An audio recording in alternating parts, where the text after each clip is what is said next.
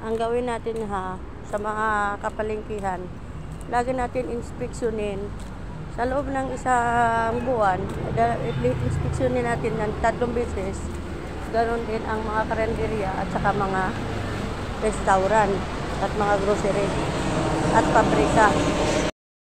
Panatilihing malinis ang mga store ng gulayan dahil nga yan ang napaka-importante.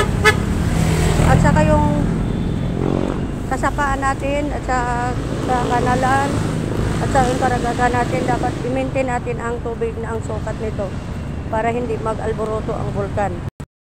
Isasara natin dapat yung mga bumubulwak na tubig sa kabildingan dahil nga yan ang nakapinsala kung bakit hindi nakaulan ang ating panahon.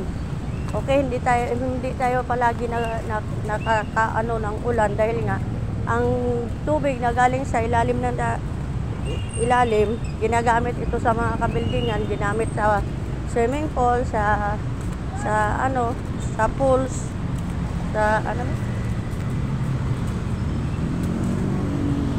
sa iba't ibang mga pinapatubigan nila, yung mga ilaw-ilaw nila na patubig.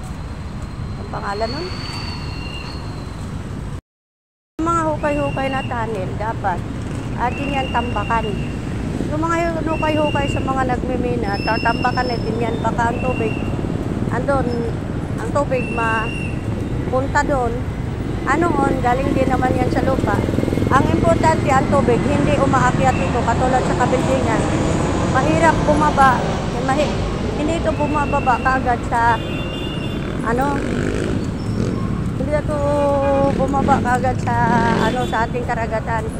Yung mga hinuhukay ng mga minador, dapat itambakan natin yan para hindi makadisgrasya ng tao.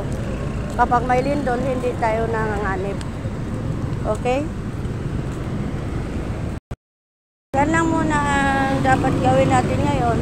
Dapat gagawin natin yan asap ang ating mga pangangailangan kasi nga kapag hindi natin yan gagawin, hindi tayo uunlad. At kapag titingnan lang natin yung mga sinasabi at inaano natin yung iniisip natin yung ating pride, iniisip yung panghuhusga, wala talagang mangyari sa ating lahat. Okay? Yan ang dapat natin gawin.